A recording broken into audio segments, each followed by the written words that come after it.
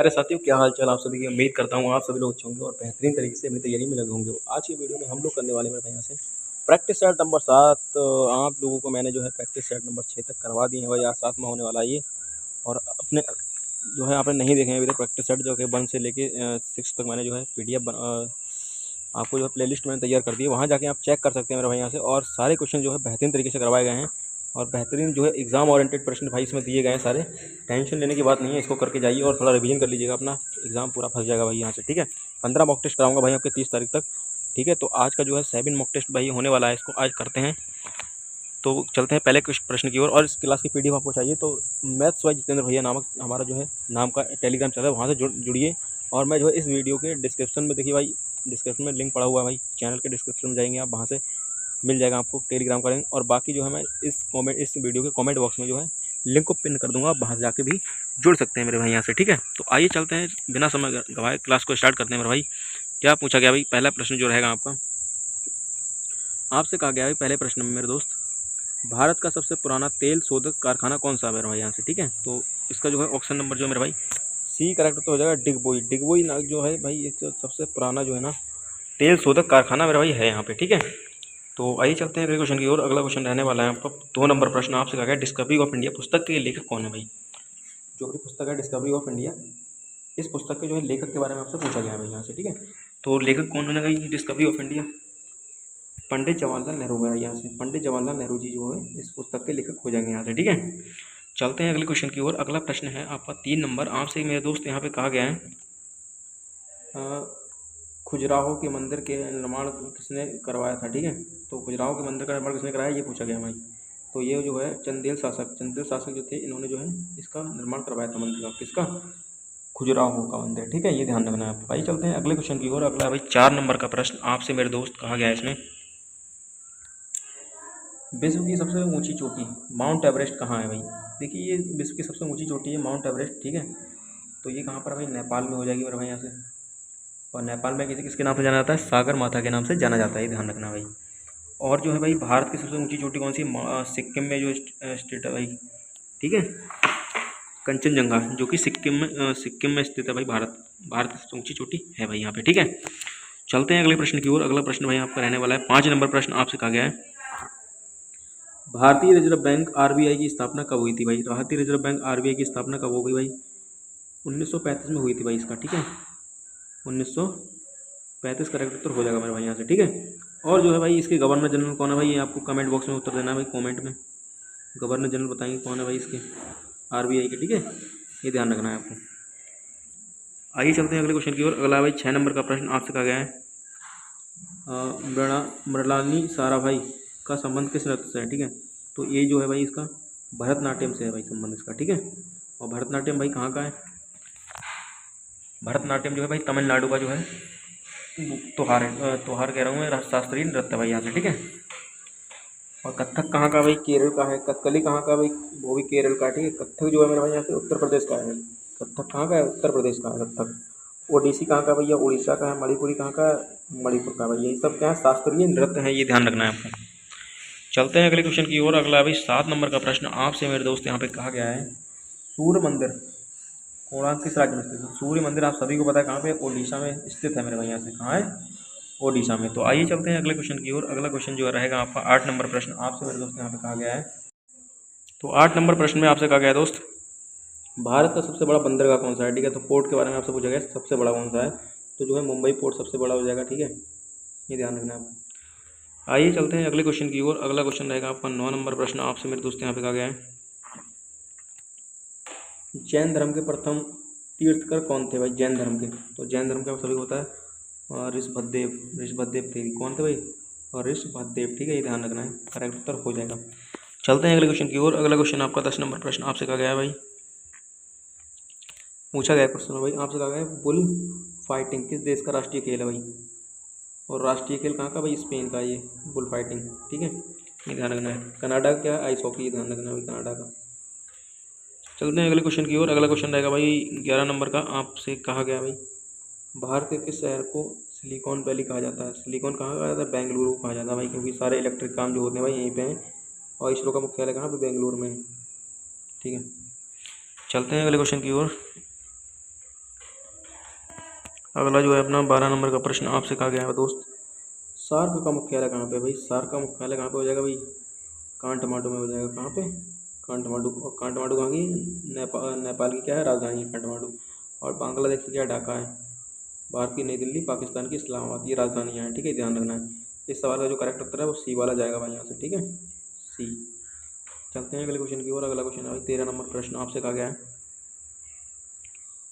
गौतम बुद्ध ने अपना प्रथम उपदेश कहाँ दिया था? ठीक, गौतम बुद्ध ने जो है अपना पहला उपदेश आपको सभी पता है कहाँ दिया था? सारनाथ में दिया था। और लुम्बिनी का जो है इनका जन्म स्थान है लुम्बिनी, लुम्बिनी लुम्बिनी। ठीक है, ये ध्यान रखना है। ठीक है, चलते हैं अगले क्वेश्चन की ओर। अगला है भाई 14 नंबर आपसे कहा गया, 14 नंबर प्रश्न में, ऑपरेशन फ्लड, फ्लड का संबंध किससे है भाई? ऑपरेशन जो है फ्लड किसका संबंध है भाई? इसका दूध उत्पादन से संबंध है भाई। ऑपरेशन फ्लड का है दूध उत्पादन से संबंधित हो जाएगा। चलते हैं अगले प्रश्न की ओर। अगला प्रश्न है 15 नंबर का प्रश्न आपसे कहा गया भाई, कंचनजंगा पर्वत चोटी भारत के किस राज्य में स्थित है? तो आप सभी को मैंने अभी बताया था सिक्किम में स्थित है और भारत की सबसे ऊंची चोटी है भाई ये।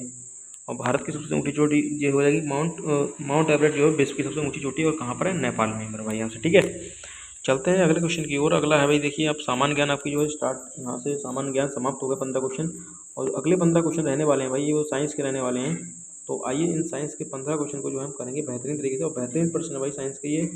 तो सारे प्रश्न जो है मैंने एग्जाम ओरिएंटेड लिए हैं और बेहतरीन प्रश्न जो आते हैं एग्जाम में वही इसमें लिए गए हैं। ठीक है, जो पूछे जाएंगे आपको। अगर आप 15 मॉक टेस्ट करके जा रहे हो भाई यहाँ पे, तो आपको जो है मेरा भाई 10 से 15 से 17 क्वेश्चन तो ऐसे ही मिल जाएंगे भाई इस मॉक टेस्ट से ही। ठीक है, आइए चलते हैं अगले क्वेश्चन की ओर। बाकी आप रिवीजन करेंगे भाई तो सारे क्वेश्चन ही मिल जाएंगे भाई। आपने अगर पढ़ रखा है अच्छे से कॉन्सेप्ट को, कॉन्सेप्ट बेस्ड क्वेश्चन आते हैं भाई, ज़्यादा टफ पेपर नहीं आता भाई, ये ध्यान रखना। आपको नॉर्मल पेपर आता है इसका। ठीक है, बस क्या होना चाहिए भाई, हमें एग्जाम में कॉन्फिडेंस होना चाहिए थोड़ा सा। कॉन्फिडेंस जब लो हो जाता है हमारा तो आते हुए क्वेश्चन गलत हो जाते हैं। तो आइए चलते हैं, करते हैं स्टार्ट भाई। पहला क्वेश्चन है भाई, रेबीज के टीके की खोज किसने की? तो आप सभी को पता है लुईस पास्चर ने जो है रेबीज के रेबीज के, ठीक है, खोज की है भाई। अलेक्जेंडर फ्लेमिंग भाई कौन थे ये? ठीक है, इन्होंने रक्त समूह की खोज की है भाई, अलेक्जेंडर थे शायद। ठीक है, अगला क्वेश्चन रहेगा आपका 17 नंबर का प्रश्न आपसे मेरे दोस्त यहाँ पे कहा गया है, विद्युत बल्ब का फिलामेंट किस धातु का बना होता है? देखिए, जब भी हम जो चमकने वाली चीज़ें होती हैं उनका फिलामेंट किसका बना होता है भाई? टंगस्टन का बना होता है। किसका? टंगस्टन का। और बाकी जितनी हीट वाली चीज़ें हैं जैसे प्रेस हो गई आपकी, ठीक है, और क्या बोलते हैं उसको, खाना बनाने का यूज़ करते हैं हीटर, हीटर का भी तार किसका होता है? नाइक्रोम का होता है भाई। जितनी हीट वाली चीज़ें हैं उनका तार किसका बना होता है? नाइक्रोम का बना होता है। और जितनी प्रकाश वाली चीज़ें हैं उनका टंगस्टन का। ये ध्यान रखना है। ये किसके लिए हुई? हीट वाली के लिए है, हीट, हीट के लिए। और ये है प्रकाश के लिए, प्रकाश के लिए ध्यान रखना है। ठीक है, चलते हैं अगले क्वेश्चन की ओर। अगला क्वेश्चन आपका रहने वाला 18 नंबर का प्रश्न आपसे कहा गया है, मनुष्य के शरीर में कुल कितनी हड्डियां होती हैं भाई? मनुष्य के शरीर में कितनी हड्डियां होंगी भाई? 206 हड्डियां हो जाएंगी। ऑप्शन नंबर जो है बी करेक्ट उत्तर हो जाएगा। और बच्चों के कितनी होती हैं भाई? 300 से 305 तक, ये जो है भाई बच्चों में होती हैं। कोई भी एक ऑप्शन आएगा आप लगा के चले आएंगे, दोनों आएंगे नहीं, एक ही आएगा, या 300 आएगा या 305 आएगा, आपको लगा के चले आना भाई यहाँ से। ठीक है, अगला क्वेश्चन रहेगा भाई 19 नंबर का प्रश्न आपसे मेरे दोस्त में कहा गया है भाई, विटामिन सी का सबसे अच्छा स्रोत कौन सा भाई? सबसे अच्छा, तो विटामिन सी जो है भाई दूध के अंदर बिल्कुल नहीं पाया जाता है। सारे विटामिन पाए जाएंगे इसके अंदर, सी को छोड़कर। ठीक है, सी को छोड़कर। और इसका जो सबसे अच्छा स्रोत है भाई वो कौन सा हो जाएगा? आंवला हो जाएगा, आंवला। ठीक है, करेक्ट उत्तर हो जाएगा इसका। आइए चलते हैं अगले प्रश्न की ओर। अगला प्रश्न जो रहने वाला है मेरे दोस्त यहाँ पे 20 नंबर का प्रश्न आपसे कहा गया भाई यहाँ पे, जल का भारी जल का सूत्र बताइए क्या होगा भाई? ड्यूटेरियम, भारी जल को बोलते हैं ड्यूटेरियम ऑक्साइड। ठीक है, तो इसका जो सूत्र पूछा गया आपसे, तो ऑप्शन नंबर जो है मेरे भाई यहाँ से बी करेक्ट उत्तर हो जाएगा। ठीक है, जल का सूत्र H2O हो जाता है और कार्बन डाइऑक्साइड का CO2 हो जाता है। और ये नाइट्रस ऑक्साइड जैसे लाफिंग गैस भी कहते हैं भाई, डी वाले को, ये ध्यान रखना। ठीक है, आइए चलते हैं अगले क्वेश्चन की ओर। अगला क्वेश्चन है 21 नंबर का प्रश्न आपसे कहा गया भाई, स्वस्थ मनुष्य का रक्तचाप यानी बीपी कितना होता है? ब्लड प्रेशर कितना होता है भाई स्वस्थ व्यक्ति का? स्वस्थ व्यक्ति का होता है मेरे भाई यहाँ से 120/80। ठीक है, ये जो है बी करेक्ट उत्तर हो जाएगा इसका। सही रेशो ये होता है 120 और 80 है, तो उसका ब्लड प्रेशर क्या है? नॉर्मल है। और ठीक है भाई यहाँ से, ठीक है, ब्लड प्रेशर कम या ज़्यादा होना क्या होती है भाई? दिक्कत आ जाती है। तो जो नॉर्मल कितना होना चाहिए? 120 और 80 होना चाहिए। चलते हैं अगले क्वेश्चन की ओर। अगला भाई पेनिसिलिन क्या है भाई यहाँ पे? ठीक है, ये पूछा गया आपसे, पेनिसिलिन क्या है भाई यहाँ पे? ठीक है, ये पेनिसिलिन, पेसिलिन, पेंसिलिन। ठीक है, पेंसिलिन के बारे में पूछ रहा है, तो ये हो जाएगा करेक्ट उत्तर बी वाला मेरे दोस्त। यहाँ पे कौन सा होगा? बी वाला यानी कवक, ठीक है, एनाटीबोटिक, ठीक है, ध्यान रखना है। चलते हैं अगले प्रश्न की ओर। अगला है भाई 23 प्रश्न, सूर्य की ऊर्जा का मुख्य स्रोत क्या है भाई यहाँ पे। तो सूर्य की ऊर्जा का मुख्य स्रोत आप सभी को पता है नाभिकीय संलग्न है भाई। यहाँ पे क्या हो जाएगा, नाभिकीय संलग्न, ठीक है। नाभिकीय विखंडन जो है परमाणु बम में होती है, ठीक है, नाभिकीय विखंडन की क्रिया। और हाइड्रोजन बम में क्या होती है भाई, नाभिकीय संलग्न की क्रिया होती है। ये जो भाई सूर्य का भी उदाहरण है, ये इसका सूर्य का भी है, और ये भाई सूर्य का भी है उदाहरण, ठीक है ना भाई। और किसका भाई, परमाणु बम का, हाइड्रोजन बम का, सॉरी, हाइड्रोजन बम, ये दोनों का उदाहरण है भाई यहाँ पे, क्या, नाभिकीय संलग्न, सूर्य का भी और इसका भी, ठीक है। और नाभिकीय विखंडन क्या बोला, परमाणु बम का, ये ध्यान रखना है। चलते हैं अगले क्वेश्चन की ओर। अगला है भाई यहाँ पे, वायु में सबसे अधिक मात्रा में पाई जाने वाली गैस कौन सी है भाई। वायु में सबसे अधिक मात्रा में कौन सी गैस पाई जाती है भाई। वायु में नाइट्रोजन पाई जाती है 78%, कितनी पाई जाती है भाई, 78% भाई। और ऑक्सीजन कितनी होती है, 21%। बाकी अदर गैसें होती हैं 0.03%, ठीक है, ये ध्यान रखना है। आइए चलते हैं अगले क्वेश्चन की ओर। अगला क्वेश्चन रहेगा आपका 25 नंबर प्रश्न, आपसे कहा गया भाई ध्वनि तरंगे कैसी होती हैं भाई। ध्वनि तरंगे जो होती हैं अनुप्रस्थ होती हैं, अनुदैर्घ्य होती हैं। देखिए अनुप्रस्थ का मतलब होता है सीधी रेखा में, अनुप्रस्थ का जो मतलब होता है भाई यहाँ पे, अनुदैर्घ्य जो है, अनुप्रस्थ का मतलब होता है मेरे भाई यहाँ से इस तरह चलेंगी ये किरणें, ठीक है। और जो मेरे भाई यहाँ पे अनुदैर्घ्य हैं वो सीधी रेखा में जाएंगी, किस तरह से, इस तरह से सीधी रेखा में गमन करेंगे मेरे भाई यहाँ से, ठीक है। तो ध्वनि तरंगे के लिए भाई माध्यम की आवश्यकता होती है और ये सीधी गति करती है मेरे भाई यहाँ से, ठीक है। ऑप्शन नंबर जो है बी करेक्ट उत्तर हो जाएगा। ध्वनि तरंग कैसी तरंगे, एक अनुप्रस्थ तरंग है मेरे भाई। ध्वनि को चलने के लिए मीडियम की आवश्यकता होती है, इसलिए जो चंद्रमा पर धमाके होते हैं वो किस कारण से सुनाई देते हैं हमें, क्योंकि मीडियम वहाँ पर है नहीं भाई यहाँ पे, ठीक है, माध्यम नहीं है। और ध्वनि को चलने के लिए माध्यम होना चाहिए भाई।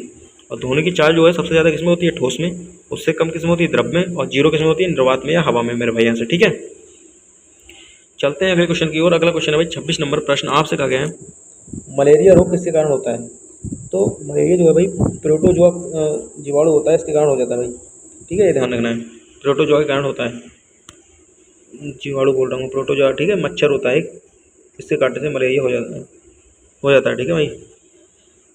अगला क्वेश्चन है भाई 27 नंबर का प्रश्न, मेरे दोस्त यहाँ पे आपसे कहा गया है सबसे हल्की धातु कौन सी है, ठीक है। तो सबसे हल्की धातु कौन सी हो जाएगी भाई, लिथियम हो जाएगी, ठीक है, हल्की धातु। और भारी धातु क्या है, ऑस्मियम, ये ध्यान रखना है आपको। ऑस्मियम जो है लिख देता हूँ आपको,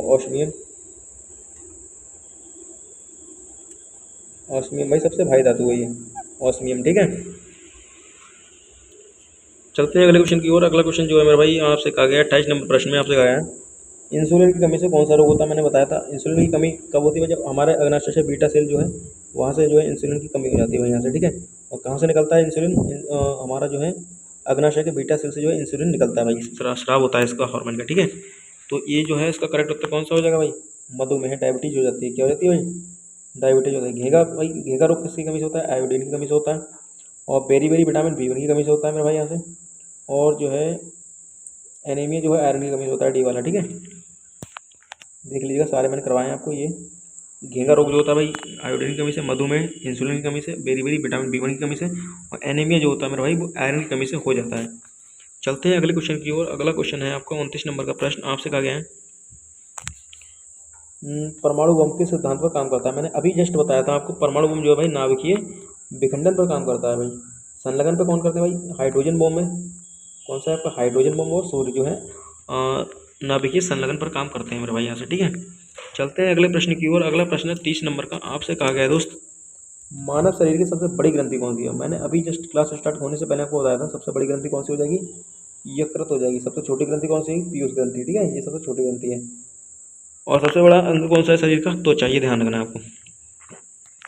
चलते हैं अगले क्वेश्चन की ओर। देखिए आपके जो है 30 प्रश्न हो चुके हैं कंप्लीट, और 30 प्रश्न में जो कि आपकी 15 नंबर की जीके और 15 नंबर की जनरल साइंस थी भाई यहाँ से, ठीक है।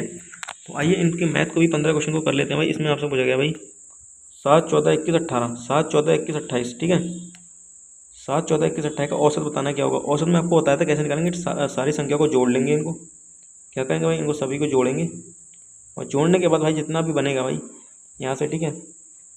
तो जोड़ने के बाद जितना बनेगा भाई, उसको जितनी संख्या है उससे भाग कर देंगे भाई। तो सबको जोड़ेंगे तो कितना आ जाएगा भाई, 7 और 7 14, 21, 21 दूनी 42, 42 और 28 जोड़ लीजिए कितने हो गए भाई। यहाँ से 42 और 28 जोड़िए कितने हो गए, 8 2 10 का जीरो, वहाँ से लगा 1 4 और 2 6 और 1 7, 78 कितना भाई 78 आया। जोड़ने के बाद कितनी संख्या है टोटल, 1 2 3 4, 4 से भाग कर देंगे भाई। यहाँ से 4 से काटोगे तो 4 एकम 4 एंड 3 बचे काटते हो जाएगा 4 छंग और 4 नेम 36, 4 7 28 कितना गया 4 एकम 4, 4 7 28 आएगा भाई यहाँ पे, क्योंकि इधर से भाई 3 बचेगा 28 हो जाएगा। 4 और 3 7 भाई, यहाँ पे 38 होना चाहिए ना, गलत जोड़ दिया क्या। 7 और ये 14 7 21, 21 और 21 42 और 28, 8 और 2 10 का जीरो, यहाँ से लगा 1 4 और 2 6 और 1 7, 78 तो आ गया। और 1 2 3 4 तो ये होगा, ठीक है। तो 4 से काटेंगे 4 एकम 4 और 3 बचे काटते हो जाएगा 4 नेम 36, 2 बचेगा 4 पंजे 20, तो 19 दशमलव जो है मेरा भाई यहाँ पे 4 नेम 36 19.5 जो है मेरा भाई यहाँ से करेक्ट उत्तर हो जाएगा। तो ऑप्शन जो है मेरा भाई मिस प्रिंट है, थोड़ा सा ये ध्यान रखना आपको, बढ़िया से कर लेंगे। इन सबको मैंने भाई जोड़ा, इन सबको जोड़ा तो कितना आया दोस्त, इन सबको जोड़ा मैंने 78 आ रहा है 28, और ये देखिए 7 और 14 और 7 21 और 21 21 होते हैं 42, 42 में जब मैं 28 जोड़ूंगा यहाँ से 42 में 28 तो जोड़िए कितने 8 और 2 10 का जीरो, एक कहाँ से लग जाएगा 4 और 2 6 और 1 7, ठीक है। अच्छा 70 आ रहा है भाई, यहाँ पे 70 आ रहा है, ठीक है। और 4 से जब मैं काटूंगा ऐसे, 4 से काटेंगे 4 एकम 4 और 3 बचेगा 30 हो जाएगा, 4 7 28, 4 पंजे 20, तो आपको 70.5 आ रहा है भाई करेक्ट उत्तर। कौन सा आ रहा है 70.5, ऑप्शन नंबर जो बी करेक्ट उत्तर हो जाएगा इसका, ठीक है। आइए चलते हैं अगले प्रश्न की ओर। अगला प्रश्न है 32 नंबर प्रश्न, आपसे कहा गया है एक वृत्त का क्षेत्रफल कितना है 154 सेंटीमीटर स्क्वायर, तो इसकी त्रिज्या बताइए। तो वृत्त का क्षेत्रफल होता है मेरा भाई यहाँ से पाई आर स्क्वायर, क्या होता है पाई आर स्क्वायर, जिस बराबर दे रखा है हमसे 154 के, ठीक है 154 के। यहाँ से पाई का मान रखूँगा 22/7, तो जो है पाई का मान जब यहाँ से रखूँगा मैं तो आर स्क्वायर जो रहेगा यहाँ से पाई का मान 22/7, तो 7 ऊपर जाएगा 154 गुणा में 7 और 22 नीचे आएगा। अब इसको हम 22 से जब काटेंगे भाई कितना आ जाएगा, 22 कम 22 तो 24 4 22 84, 22 5 110 और ठीक है 49, यानी कि कुल मिला के आएगा मुझे 7 बार में चला जाएगा भाई। यहाँ से कितने बार में जाएगा 7, तो आर स्क्वायर बराबर कितना आएगा भाई 7 7 49 आ जाएगा। और जब आर स्क्वायर का मान निकालेंगे तो इसका रूट लग जाएगा 49 का रूट लग जाएगा भाई यहाँ से। अब 49 किसका रूट होता है भाई 7 का स्क्वायर रूट होता है, तो ऑप्शन नंबर जो मेरा भाई ए करेक्ट उत्तर हो जाएगा। जो त्रिज्या रहेगी आर वो निकल के यहाँ से आ जाएगी मेरे प्यारे भाई। आइए चलते हैं अगले क्वेश्चन की ओर। अगला प्रश्न आपका रहने वाला है यहाँ पे 33 नंबर का प्रश्न, आपसे कहा गया है दो संख्याओं का अनुपात 3 और 4 है, उनका योगफल 70 है, तो बड़ी संख्या बताइए। मैं इनको मान लूँगा 3x और 4x मान लूँगा इनको। 4 और 3 टोटल कितने हो जाएंगे मेरे भाई 7x हो जाएंगे, 7x हो जाएंगे भाई और बराबर 70 हो जाएगा। उसने ये कायम से कि जो है इतना हो जाएगा, योग दे रखा है इन दो का योग जो है मैं जोड़ लिया सीधे सीधे 3x और 4x मान की संख्या को जोड़ लिया मैं। x की वैल्यू यहाँ से निकालूंगा 7 एकम 7 7 एकम 7 1 0, तो जो x की वैल्यू आई वो कितनी है मेरे भाई 10 आ गई। अब मुझसे ये बोल रहा है भाई छोटी और बड़ी संख्या, भाई छोटी पूछता तो मैं 3 से मल्टीप्लाई करवा देता इसकी, बड़ी पूछ रहा है तो मैं 4 से 10 करवाऊंगा, तो कितना आ जाएगा 40, 40 जो है करेक्ट उत्तर हो जाएगा। छोटी पूछता तो भाई कितना हो जाता 30 हो जाता, क्या हो जाता 30। बड़ी पूछी गई भाई तो कौन सा हो जाएगा, ऑप्शन नंबर बी करेक्ट उत्तर हो जाएगा इसका, ठीक है। आइए चलते हैं अगले क्वेश्चन की ओर। अगला क्वेश्चन है 34 नंबर प्रश्न, आपसे कहा गया है किसी संख्या का 40% यदि 80 है तो वह संख्या बताइए क्या होगी। मान लीजिए कोई संख्या मैंने मान ली भाई x, संख्या मानूंगा कोई मैं x, ठीक है। इसका जो है मेरा भाई 40%, 40 बटे में 100 आ जाएगा नीचे, ठीक है। ये कितना भाई 80 वर्ग के बराबर दे रखा है आपको, दे रखा है, ठीक है। 1 0 से 1 0 काटूंगा मैं और 2 से काटूंगा 2 2 4 2 पंजे 10 मेरे भाई, ठीक है। 5 ऊपर से गुणा करेगा यहाँ पे ये वाला 5, और जो ऊपर भाग में गुणा में तो ये नीचे आ जाएगा भाई। यहाँ से मैं काटूंगा भाई, यहाँ से 2 से 40 बार में कट जाएगा भाई, ठीक है। 2 2 चौक 8 0 का 0, ठीक है। अब मैं 5 गुणा 4 से करूँगा 5 चौक 20 और 20 और 1 0 ऑलरेडी लगाया, तो कितना हो जाएगा भाई 200 करेक्ट उत्तर हो जाएगा। वो संख्या कितनी है भाई 200, ऑप्शन नंबर जो है बी करेक्ट उत्तर हो जाएगा इसका। आइए चलते हैं अगले क्वेश्चन की ओर। अगला क्वेश्चन है भाई यहाँ पे आपसे कहा गया भाई 625 का मान बताइए क्या होगा। भाई रूट के अंदर 625 है भाई, तो आप सभी को बताइए 25 का सीधे क्यूब रूट होता है, स्क्वायर रूट होता है 25 का, ये होता है 25 का square root, option number B correct उत्तर हो जाएगा।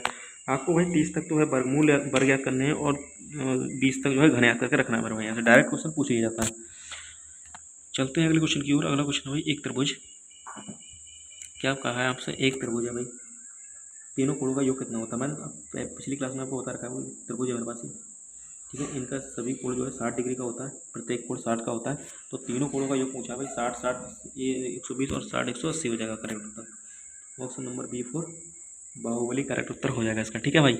आइए चलते हैं अगले क्वेश्चन की ओर। अगला है भाई, आपसे कहा है भाई इसमें 10 मीटर लंबी और 5 मीटर चौड़ी आयताकार क्वेरी का क्षेत्र बताइए। कोई हमारे पास ये आयत है, इसकी ये 10 है, क्या हो जाएगी भाई, ये जो है ना ये 10 है और ये 5 है। अगर ये 10 है तो ये भी 10 होगी, ये 5 है तो ये भी 5 होगी मेरे ध्यान से, ठीक है। ये भी 5 होगी, अगर ये है तो ये भी। तो एरिया का होता है लंबाई गुणा में चौड़ाई, तो सीधे 5 और 10 की गुणा कर देंगे भाई, 5 दशावन 50 करेक्ट उत्तर हो जाएगा, ठीक है। ऑप्शन नंबर बी, लंबाई गुणा चौड़ाई होती है ना, एल गुणा में बी, एल गुणा में बी। एल कितना है भाई 5 है और बी कितना है 10 है, 5 दशावन 50 करेक्ट उत्तर हो जाएगा। आइए चलते हैं अगले क्वेश्चन की ओर। अगला क्वेश्चन है भाई यहाँ पे 38 नंबर का प्रश्न आपसे कहा गया है। इस सवाल में आपसे कहा भाई साधारण ब्याज क्या करना है, पी प्रिंसिपल इतना, रेट ऑफ इंटरेस्ट इतना, टाइम इतना है, ठीक है। तो आपको सीधे बताया एस आई बराबर क्या होता है भाई, एस आई बराबर PR/T/100। तो यहाँ से रखिए, पी का मान कितना 1000 है, 1000 है, और आर कितना है 5 है, और शायद 2 है बटे में 100 करेंगे। देखिए 2 जीरो से ये 2 जीरो कट जाएंगे भाई यहाँ से, 10 5 और आर की वैल्यू कितनी है 12, तो 12 की यहाँ पे 12 5 60 और 6 कम 6, कितना आ जाएगा टोटल 50 दूनी 100, ठीक है। 5 दूनी 10 और 1 जीरो, ठीक है। तो 100 का करेक्ट उत्तर हो जाएगा, ठीक है। यहाँ पे कितना हो जाएगा भाई, यहाँ से 5 दूनी 10 और 10 100, 10 दशावन 100 भाई करेक्ट उत्तर हो जाएगा। ऑप्शन नंबर जो किसके साथ जाएंगे हम लोग, बी के साथ, ठीक है। आइए चलते हैं अगले प्रश्न की ओर। अगला प्रश्न आपका रहने वाला है यहाँ से, आपसे कहा गया भाई यहाँ पर 0.005 को प्रतिशत में बदलना भाई। तो हमारे पास 0 पॉइंट क्या है दोस्त, 0.005 है। प्रतिशत में बदलने के लिए गुणा 100 करेंगे मेरे भाई, यहाँ पे जितने गुणा 100 करेंगे, ठीक है। और जितने जीरो में बदलने के बाद नीचे पॉइंट, भाई यहाँ पर दो संख्या और 3 संख्या है तो 3 जीरो नीचे लगाएंगे, लगा दिए। अब ये सारा चीज़ खत्म हो गया यहाँ पे, क्योंकि पॉइंट के बाद 3 संख्या थी, 1 2 3, 3 जीरो लगा दी नीचे। अब ये 2 जीरो से ये 100 कट गया पूरा। 5/10 का मतलब क्या होता है भाई एक संख्या के बाद पॉइंट लग जाएगा यहाँ पे सीधे, 0.5%, 0.5% कहाँ पे है 0.5, यहाँ पर जो है ऑप्शन नंबर जो है मेरा सी का उत्तर हो जाएगा, ठीक है। आइए चलते हैं अगले क्वेश्चन की ओर। अगला क्वेश्चन है भाई 40 नंबर का प्रश्न आपसे होगा, एक समकोण त्रिभुज का कोण 90 डिग्री, तो शेष 2 कोणों का योग कितना होगा भाई। तो जब भी ऐसा प्रश्न आता है भाई, 2 कोणों का योग भी क्या होना चाहिए 90 होना चाहिए, ठीक है। किस तरह से करेंगे आप उसको, जैसे मेरे पास एक समकोण त्रिभुज है भाई, इसका ये अगर 90 है मेरा भाई, ठीक है, तो इन दोनों का जोड़ भी क्या होना चाहिए 90 होना चाहिए। तो दोनों कोणों का होना चाहिए 90 होना चाहिए भाई, ठीक है। ये ध्यान रखना आपको, अगर ये थीटा है ना, ये अगर थीटा मानता हूँ ये वाला, तो ये 90 माइनस थीटा है, नहीं 90 माइनस थीटा, क्योंकि ये कोण इसमें से घटाएंगे तभी तो 90 के बराबर आएगा मेरा भाई, ठीक है। ये ध्यान रखना है। चलते हैं अगले क्वेश्चन की ओर। अगला है 41 नंबर का प्रश्न आपसे कहा गया है 4 9 16 25 36 का अगला पद क्या होगा भाई। 4 स्क्वायर है, 2 का 3 का 4 का 5 का 36 6 का स्क्वायर, अगला 7 का स्क्वायर आएगा भाई। 7 का स्क्वायर कौन सा है भाई, ऑप्शन नंबर जो है सी करेक्ट उत्तर हो जाएगा इसका, ठीक है। आइए चलते हैं अगले प्रश्न की ओर। अगला प्रश्न है 42 नंबर का, आपसे कहा गया भाई 42 नंबर में 1500 का 10% निकालना है। तो 1500 का 10% कितना हो जाएगा भाई 150 रुपया, 15 है भाई यहाँ पे कितना है 15, 100 है, वो गुणा में 10% हटाएंगे, नीचे 100 लगाएंगे, और ये 2 जीरो से ये 2 जीरो कट जाएगा, और 15 ही कम 15 और 1 जीरो लगा तो 1 जीरो, यानी 150 आ जाएगा निकल के, ठीक है। 150 कहाँ पे, ऑप्शन नंबर जो है बी करेक्ट उत्तर हो जाएगा इसका, ठीक है। आइए चलते हैं अगले क्वेश्चन की ओर। अगला है 43 नंबर का प्रश्न आपसे कहा गया है एक पासे को फेंकने पर सम संख्या आने की प्रायिकता क्या है भाई। एक पासा फेंकेंगे भाई, कोई पासा है, ठीक है, ये कोई डाइस है मेरे पास, एक कोई इतना बड़ा, ये इस तरह का कोई डाइस होगा भाई। इसमें कितने अंक होंगे टोटल 6 अंक होंगे। कितना आ सकता है भाई, 1 आ सकता है, 2 आ सकता है, यार क्या कर रहा हूँ मैं, 1 आ सकता है, 2 आ सकता है, 3 आ सकता है, 4 आ सकता है, 5 आ सकता है और 6 आ सकता है। ज़्यादा से ज़्यादा कितने आ सकते हैं 6। तो प्रायिकता में होता है टोटल परिणाम कितने आ सकते हैं 6 आ सकते हैं, लेकिन वो पूछे सम आने की, तो सम कितने बार आएगा 1 2 3, तो जितने जो पूछ रहा है भाई वो ऊपर, और टोटल परिणाम कितने, तो 3 से काटेंगे 3 कम 3 3 दूनी 6, यानी 1/2 जो है इसका करेक्ट उत्तर हो जाएगा मेरा भाई से, ठीक है। तो सम स्थान 3 है, तो सम कितने बार, या तो 2 आएगा या 4 आएगा 6 आएगा, 3 कंडीशन आ सकती हैं, और टोटल कंडीशन कितने में से आएंगी 6 में से, जितने में से आती हैं, जितने होते हैं टोटल परिणाम उससे नीचे, और कुल आने वाले परिणाम जो है वो नीचे। ठीक है, ऑप्शन नंबर ए करेक्ट उत्तर हो जाएगा इस सवाल का। आइए चलते हैं अगले क्वेश्चन की ओर। अगला क्वेश्चन है भाई 44 नंबर का प्रश्न आपसे कहा गया है भाई 2/5 क्या है भाई, इस सवाल में आपसे कहा गया है 2/5 है प्लस 1/5 है। एलसीएम लेना है सीधे सीधे भाई, दोनों देखिए जब बेस सेम होता है तो एक ही बार लिखते हैं, और ऊपर वाला जो है 2 प्लस का 1 ऐसे ही जोड़ देते हैं। ठीक है, तो 3 और 2 5, और 2 और 3 2 और 1 3 हो गया, और नीचे 5 है। 3/5 कहाँ पे करेक्ट उत्तर हो जाएगा, ए वाला 3/5 यहाँ पे। ठीक है, आइए चलते हैं अगले प्रश्न की ओर। अगला प्रश्न है आपका 45 नंबर का प्रश्न। आपसे कहा गया है मूल्य क्रम 500 है, यदि और से 600 में बेच दिया गया तो लाभ प्रदायी कितना होगा। भाई 500 रुपये की चीज़ थी, हमने 600 रुपये में बेच दिया, हमें 100 का फायदा हुआ है। कितने पर हुआ है भाई, भाई यहाँ 500 रुपये की चीज़ थी, मैंने 100 रुपये में 150 में बेच दी, यानी सीपी मेरे पास ये है और एसपी जो है। तो देखिए लाभ हो रहा है ना, एसपी माइनस सीपी करोगे तो लाभ कितना हो रहा है भाई, 100 रुपये का लाभ हो रहा है। और लाभ होता है किस पे, हमेशा सीपी पे लाभ होता है, तो सीपी नीचे रखेंगे और 500 गुणा में 100। ठीक है, ये 2 जीरो से ये 2 जीरो कट गया भाई, और 5 से काटूंगा 5 दूनी 10, यानी 20% का मेरा भाई यहाँ पे लाभ हो जाएगा। 20% करेक्ट उत्तर हो जाएगा इसका। कौन सा, ऑप्शन नंबर बी करेक्ट उत्तर हो जाएगा इसका। ठीक है, आइए चलते हैं अगले क्वेश्चन की ओर। अगला क्वेश्चन जो रहेगा आपका वो रीजनिंग के क्वेश्चन रहेंगे, 5 क्वेश्चन। आइए इनको भी करते हैं। इसमें आपका इसका जो है कोड ना, इसका कोड ये दे रखा है और इसका कोड बताइए क्या होगा। तो ए आ रहा है भाई 3 नंबर, बनाता है 2 प्लस, ठीक है, और सी आता है 3 पे, 4 प्लस एन 14 पे आता है 14, और ये 29 पे आ गया, इसका 11 आ गया कोड। ठीक है, तो देखिए क्या होगा, हो सकता है इसका ए में क्या 2 प्लस किए हैं भाई, तो बी में 2 प्लस करेंगे, बी सी डी। डी कितने पे आता है मेरे भाई यहाँ पे, ठीक है, तो ए जो डी आता है भाई 5 पे आएगा। ए बी सी 3 प्लस किया है भाई यहाँ पे, और सी और क्या किया गया है भाई इसमें देखिएगा। ठीक, करेक्ट उत्तर इसका ए वाला जा रहा है भाई यहाँ पे देखिए ई।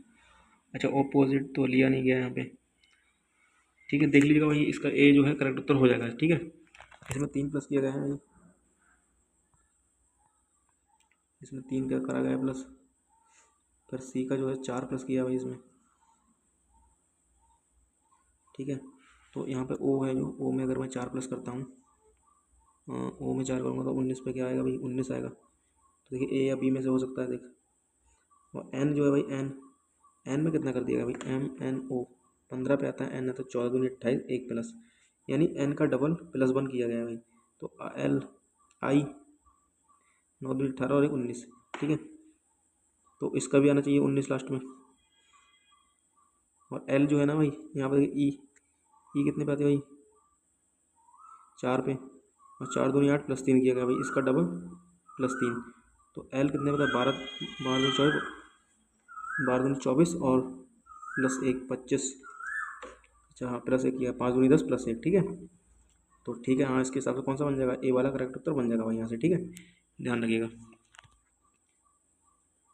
इनमें जो है गुणा करके, उसी की गुणा करके +2 +1 इस तरह से करवा रहा है, देख लीजिएगा। ठीक है, आइए चलते हैं अगले क्वेश्चन की ओर। अगला क्वेश्चन रहने वाला है आपका 47 नंबर का। आपसे कहा गया है, इसमें कहा गया है दोस्त विषम शब्द चुनना है। ठीक है, विषम शब्द क्या है, विषम शब्द देखिए ये जो है हमारे मंगल ग्रह क्या है भाई, ग्रह है, चंद्रमा ग्रह है, पृथ्वी क्या है, ग्रह है हमारे। चंद्रमा उपग्रह है किसका भाई, पृथ्वी का, ये ध्यान रखना है आपको। आइए चलते हैं अगले क्वेश्चन की ओर। अगला प्रश्न आपका रहने वाला है यहाँ से, क्रम को पूरा करिए 1 8 27 और 64। ठीक है, इसको क्रम को पूरा करना है भाई। यहाँ पे आपसे कहा गया भाई 1 8 और 27 और जो है 64, क्या मतलब भाई, इसका क्यूब बनना है भाई, 2 का 3 का 2 का 1 का क्यूब, 2 का क्यूब, 3 का क्यूब, 4 का, अब आ गया 5, 5 का क्यूब, कितना आएगा 125। 125 है मेरे भाई, यहाँ से जो है सी करेक्ट उत्तर हो जाएगा इसका। कौन सा, सी वाला। आइए चलते हैं अगले क्वेश्चन की ओर। अगला क्वेश्चन है भाई यहाँ से, हाथी का मतलब है उंगली, हाथ का मतलब उंगली, तो पैर का मतलब क्या होगी भाई, भाई हाथ का मतलब है हाथ में उंगली होती है, पैर का मतलब होगी पैर की उंगली होंगी। ऑप्शन नंबर जो है सी वाला करेक्ट उत्तर हो जाएगा इसका। आइए चलते हैं अगले क्वेश्चन की ओर, और अंतिम क्वेश्चन रहेगा इस क्लास का। आपसे कहा गया है बी का भाई है ए और सी की माता है ए और डी का पिता है सी, तो बी का डी से संबंध है, डी से इस प्रकार संबंधित है भाई यहाँ से। ठीक है, सॉरी, कहा गया भाई यहाँ से, देखिए निकालिए, देखो जो बी है ना, बी का जो भाई है वो कौन है, ए है। बी का जो भाई है ए है और सी की माता है ए। ठीक है, तो सी की माता कौन है, ए भाई, तो ये तो फीमेल है। ठीक है, किसकी माता है भाई, सी की। अगर ये भाई है, ठीक है, बी का भाई है, ठीक है, तो ये जब ये भाई है इसका, ठीक है, इसका ये फीमेल है ए, ठीक है, और डी का पिता है सी। सी जो है पिता है किसका, डी का। सी का पिता, ये माता है और ये पिता है यहाँ से डी। ठीक है, तो बी का डी से संबंध निकालना है, डी और बी का संबंध निकालना क्या है, तो क्या हो जाएगा, पौत्र हो जाएगा सीधे सीधे। ठीक है, तो ये रहे आपके बेहतरीन 50 क्वेश्चन। ठीक है, बढ़िया टेस्ट था आपका, नॉर्मल क्वेश्चन आते हैं भाई, इनको तैयार कर लीजिएगा। और वीडियो अच्छी लगे तो लाइक, चैनल को सब्सक्राइब जरूर कर दें। ठीक है, मिलते हैं अगले वीडियो में, तब तक के लिए जय हिंद। और सारे दोस्त तैयारी करेंगे बेहतरीन तरीके से। और इसकी पीडीएफ जो है मैं लिंक कमेंट कर दूंगा, कमेंट बॉक्स में लिंक, वहाँ से जाकर टेलीग्राम पे जुड़िए और इसकी जो है पीडीएफ आपको वहीं मिल जाएगी। ठीक है, तो तब तक के लिए जय हिंद, वंदे मातरम। मिलते हैं अगली वीडियो में।